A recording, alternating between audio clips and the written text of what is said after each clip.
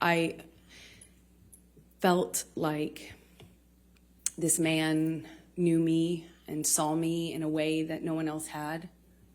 I felt he understood me. I felt he understood where I came from. I felt that, like, when I was around Johnny, I felt like the most beautiful person in the whole world. You know, it made me feel seen, made me feel like $1 million. I don't remember what I did when I got home. I will never forget it. It changed my life. I was sitting on the couch and we were talking. We were having a normal conversation, you know, just, there was no fighting, no argument, nothing.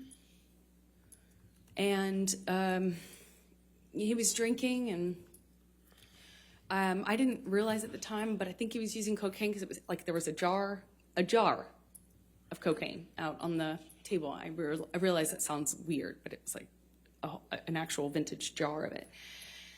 But I didn't see him use it at the time, so I didn't really factor that in. I just, you know, he's drinking and we're talking, and there's music playing, and he's smoking cigarettes, and we're sitting next to each other on the couch.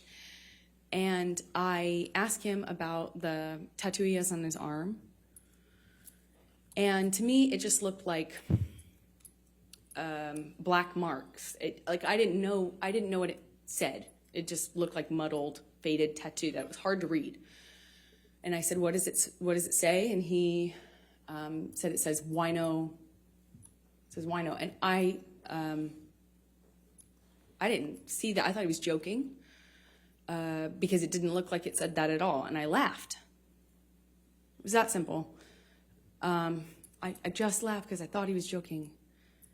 And slapped me across the face. And I laughed.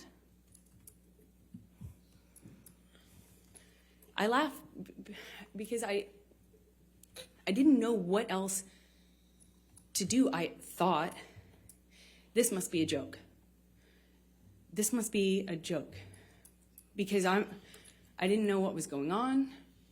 I just stared at him, kind of laughing still, thinking that he was going to start laughing too to tell me it was a joke.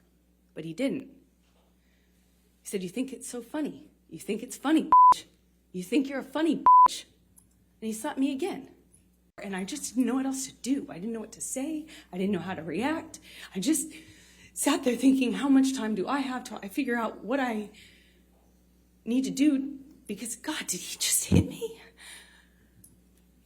No, I didn't want to leave him. I didn't want this to be the reality. I didn't want to have the man I was in love with.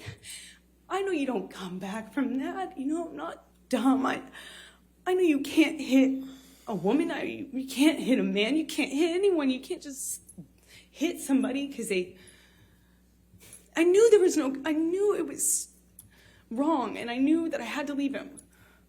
And that's what broke my heart, because I didn't want to leave him.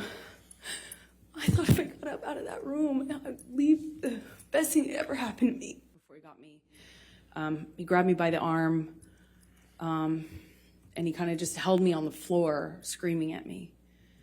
I don't know how many times he hit me in the face, but I remember being on the floor of my apartment, and I remember thinking, how could this happen to me again?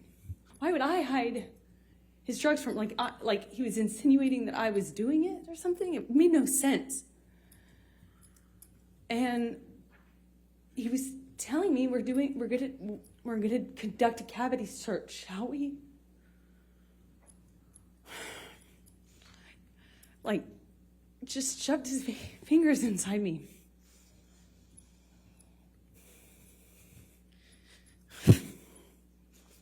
And I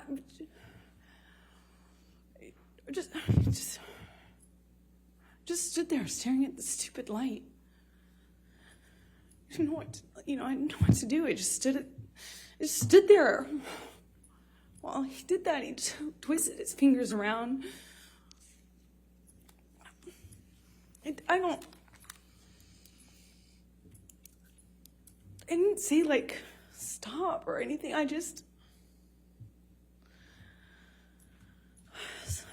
he basically was accusing me of doing this thing and of making them aware of his that he was drinking again.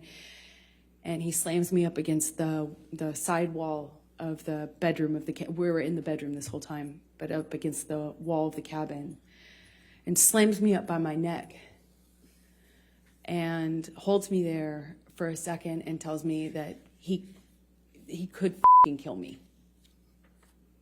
And that was an embarrassment.